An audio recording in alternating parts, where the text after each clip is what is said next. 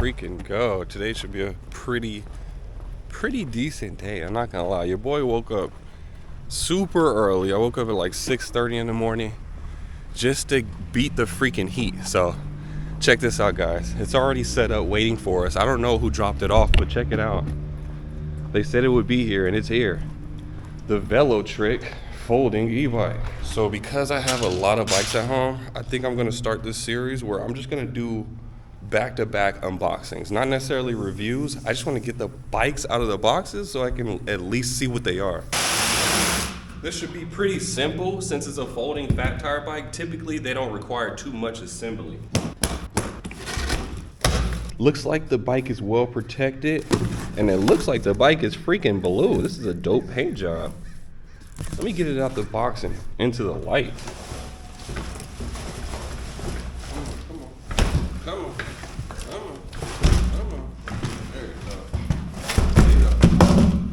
All right, so here's the bike, guys. Check it out. God dang.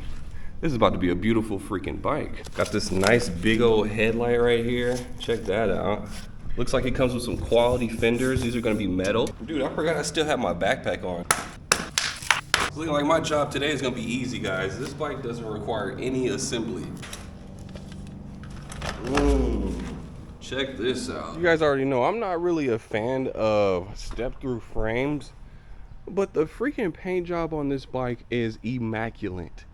Dude, this bike is actually dope as hell. It even has an integrated rear rack, which I'm not a fan of at all.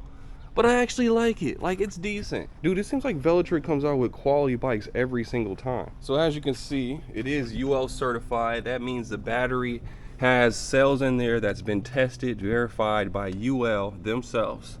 And UL hopefully not get an exploding battery. So let's just check out some of these components because it's looking like we're working with some quality pieces here. So up here we do have ergonomic grips. These are a little bit different than what I've seen before. They have a pretty cool shape to them. They are locking, so they shouldn't be twisting on you. We also do have a bell. It's decent. We do have my favorite trigger shifters right here. There's gonna be a 7-speed trigger shifter, and it also comes with hydraulic brakes. Here's gonna be your throttle. It is on the left-hand side. And check out these handlebars. They have a little rise to them, and they're kind of swept back a little bit, so you're gonna have decent reach with these. I can't even complain about this. It is a folding bike, so it does fold right here at the giraffe neck stem. Lift this up right here. Okay, I didn't mean to do that. And then it also folds down here at the hinge, so your bike is able to fold in half. You guys saw when I took it out the box. I've already talked about how beautiful this paint job is, but check out this. This is a unique piece right here. Maybe this is to make the frame stronger, but it looks cool too. Like, check it out. It's not like your average step-through bike. And we do have front suspension. This looks decent. It's not top of the line, but you are able to lock it out. I did already show you guys the metal fenders, front and rear. And then this nice big headlight. I don't typically ride at night, but it's pretty big. I'm guessing it's bright. Hopefully looks are not deceiving. And the 20x3-inch fat tires. And then typically e-bikes batteries are housed right here in the frame. This one is housed in the rear of the bike. It doesn't look too crazy. I'm normally not a fan of this style placement, but this one looks nice and compact.